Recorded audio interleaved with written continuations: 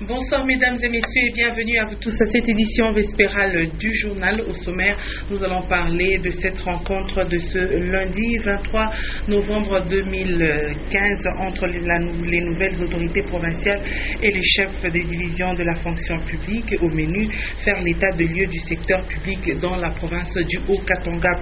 Nous vous parlerons également dans cette édition du journal de ce mécontentement des chauffeurs de la ligne Carrefour de la Révolution. Ils accusent le propriétaire de la parcelle située au croisement des avenues Biaï et de la Révolution de vouloir supprimer leur arrêt de taxi. Une fois de plus, bonsoir et bienvenue à ce soir actualité.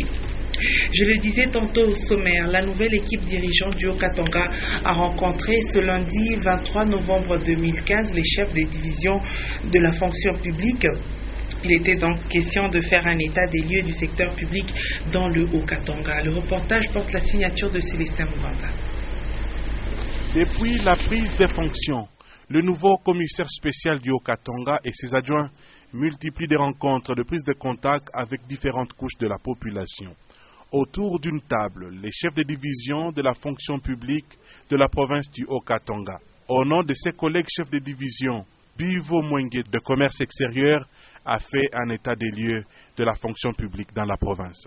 Le pays s'engage à vous accompagner dans l'accomplissement de vos lourdes et exaltantes tâches, de relever le défi du développement et la réalisation de la vision sur les États qui s'inscrit dans le cadre de la révolution de la modernité. Soucieux donc de voir les nouvelles autorités que vous êtes du Haut-Katanga d'asseoir vos actions sur une administration publique efficace et efficiente. Félicien Katonga, commissaire spécial du Haut-Katanga, et ses adjoints Guylaine Panda et Kassongo Kibale, respectivement en charge de l'administration et des finances, se sont fait une idée précise du secteur public dans la jeune province du Haut-Katanga. Pour la continuité de l'administration, il était opportun et important que l'autorité provinciale puisse nous rencontrer afin de connaître chacun de nous et faire un programme de travail. La rencontre du jour s'est clôturée par une photo de famille. C'est au sommaire que les conducteurs des taxis opérant sur la ligne Carrefour de la Révolution dans la commune de Lubumbashi dénoncent la prise en otage de leur arrêt par un particulier. En effet, depuis le samedi dernier, le propriétaire de la parcelle située au croisement des avenues Biaï et de la Révolution fait placer des barres de fer pour supprimer cet arrêt de taxi. Guy Fortuna Kassongo nous en dit plus. Plus de 30 taxis opèrent sur la ligne de transport Biaï de la Révolution vers le Carrefour, il y a de cela plus d'une année. Mais depuis le samedi dernier, le propriétaire de la parcelle le long de laquelle se trouve cet arrêt de taxi fait placer des barres de fer pour empêcher aux taximens de s'égarer sur la servitude qui leur sert de parking. Il s'est donné le luxe de mettre des poteaux sur le trottoir des passages piétons. En fait, on ne sait pas c'est quoi au juste. Nous débrouillons à notre manière. Si nous mettons nos véhicules en route, devinez un peu, il y aura des embouteillages, il y aura des petits problèmes qui vont se créer ici à notre sujet. À la question de savoir si cet arrêt est reconnu par l'hôtel de ville, les conducteurs affirment être en règle avec les taxes de la mairie. En fait, on paye parfois 1000 francs la quittance et les agents des PCR, ils essaient aussi de nous aider par-ci par-là. C'est un peu ça. C'est l'occupation depuis quelques jours de la maison à côté de laquelle se trouve le parking par un sujet libanais que le propriétaire de la parcelle, sous l'influence d'un officier de la police nationale congolaise, a lancé ses travaux de suppression de ce parking. Et au cours de la deuxième journée diplomatique sur le climat organisée dans la capitale Kinshasa, l'ambassadeur de l'Union européenne en République démocratique du Congo a fait savoir que le pays était parmi les 10 les plus menacés par le réchauffement climatique. La RDC devrait donc accentuer la lutte contre la déforestation. Karine Kabongo, reportage. Selon l'Union européenne, la République démocratique du Congo est parmi les 10 pays les plus menacés par le réchauffement climatique. Des menaces qui constituent un risque pour la sécurité alimentaire. Les paysans ne savent plus quand planter. S'ils plantent trop tôt, les graines dépérissent. Selon ce rapport publié par l'Union européenne, la situation est peut-être grave, mais pas désespérée. La République démocratique du Congo a encore un grand défi à relever, celui en même temps d'intensifier l'agriculture, mais préserver les forêts du bassin du Congo et surtout sa biodiversité et son abondante eau. Et pour cela, le pays devrait s'investir dans une gestion rationnelle et responsable de réserves forestières, des eaux du fleuve Congo et ses affluents. Intensifier également la lutte contre l'exploitation illégale du bois. Il faut dire également que la République démocratique du Congo est très attendue à la conférence de Paris au mois de décembre prochain. Une conférence qui doit tabler sur le dérèglement du climat. Le pays profitera sûrement de l'occasion pour réaffirmer sa détermination à conclure un accord avec l'Union européenne, un accord ambitieux, inclusif et juridiquement contraignant, afin de régir les actions de la communauté internationale en faveur du climat après 2020. Et la majorité des creuseurs de cassitérite ont déserté les carrières dans les territoires de Mitwaba à cause de la baisse des prix de ces minéraux vendus dans le temps à 8 000 francs congolais. Aujourd'hui, le kilo revient à 3 000 francs congolais, une situation due à la chute des cours des métaux qui n'a pas non plus épargné les activités parallèles. Suivez. La chute des cours des métaux au niveau mondial n'a pas épargné le territoire de Mitwaba. Dans ce coin, l'on pouvait jadis compter des centaines de creuseurs de cassitérite dans des carrières, mais aujourd'hui ils sont à compter au bout des doigts. La majorité d'entre eux se sont lancés dans d'autres occupations. Les autres, par manque d'emploi, sont restés dans les carrières. Dans cette carrière située à 30 km de la cité de Mitwaba, les creuseurs demandent un encadrement, car à ce jour, le prix du kilo de cassitérite a diminué de plus de la moitié. Kama tunafika produit iko isha kuota yulu ya nani ya filo, tunajua ke hapa peko produit na kuko filo ingine ya ngeringeri, tunakutaka ngeringeri yulu isha kutoka, tunakuta kuna tuma produit twingine tuisha kuingia mule tumakasi, tunabeba paka pale tunaanza kushuka nayo, tunajua ke hapa ni njia ya nani ya cassiterite. Kazi iko netusaidia, lakini mateso yenyewe tuko nayo ni kufuatana mabei iko kiloko, lakini encadrement ndio iko kiloko. Napasha kutoencadre biuma masake nini kwanza na ravitaillement mu bakrezer sponsorisation na kwaka kiloko. Shibenye manshimo ndio maana hatutoshi maproduit ya mingi. Bien que le travail soit pénible dans les carrières, quelques creuseurs tiennent quand même à rester travailler. Il convient de noter que la même situation touche les tenanciers des autres activités commerciales autour des carrières de Mitwaba.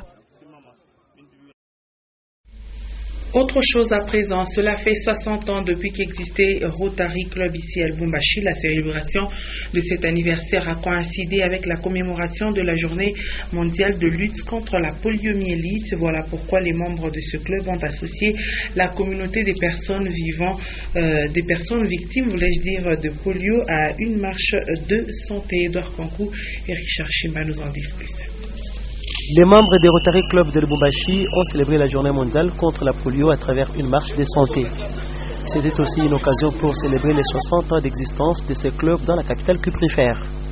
Cette association d'acteurs locaux issus des milieux d'affaires est venue en aide aux personnes victimes de la polio, d'où le remerciement du président des personnes vivant avec handicap.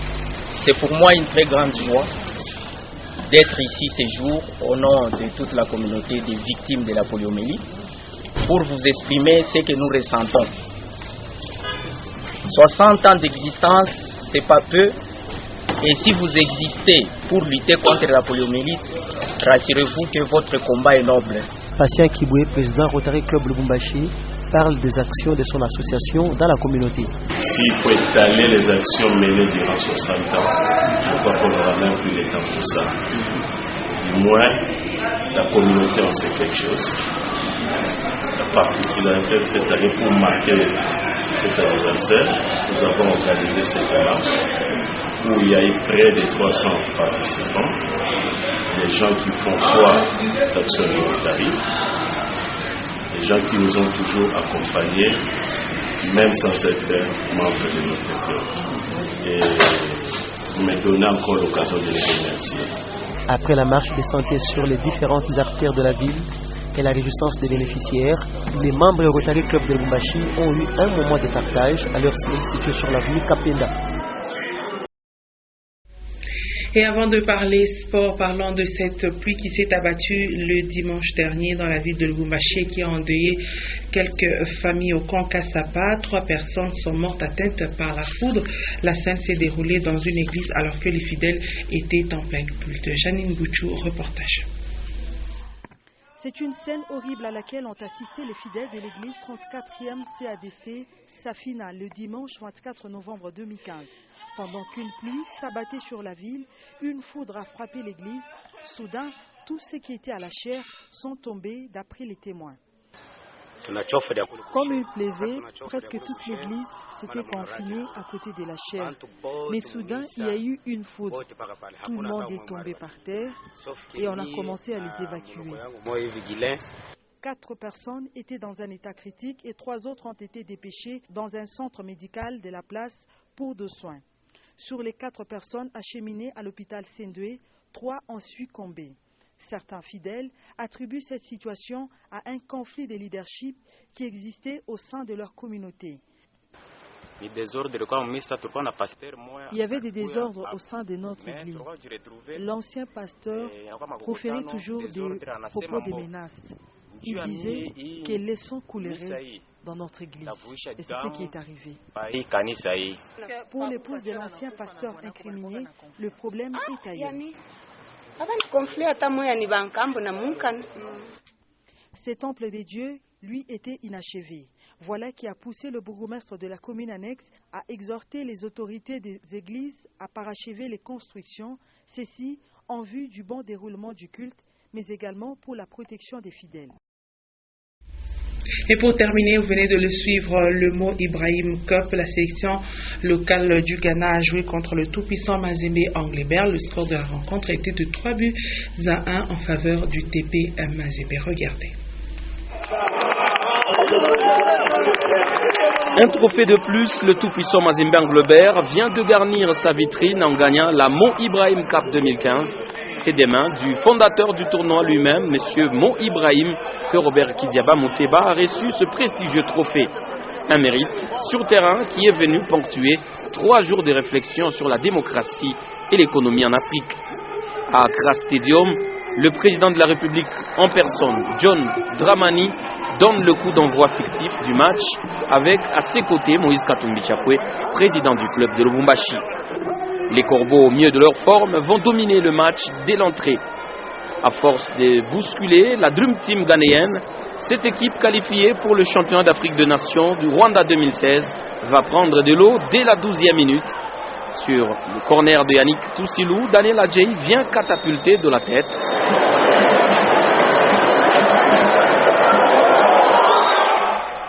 Et bien, dans le match, il résiste aux assauts ghanéens. Et mettre des balles arrêtées, les Corbeaux doublent la mise à la 18e minute. Sur cette action, à la suite du coup franc de Yannick Toussilou, Elia Meshak ne pouvait pas se louper. À 2-0, la défense du TP Mazembe recule et sur ce coup franc de Saka, Robert Kidiaba Mouteba n'a malheureusement rien à faire. La cerise sur le gâteau, le caviar de Chico Ushindi et la conclusion intelligente de Elia Meshak. 3-1, Mazembe a bien honoré la République démocratique du Congo en participant à ce tournoi de la Fondation Mo Ibrahim, un événement annuel où les décideurs africains parlent pendant des forums de la situation démocratique des pays africains.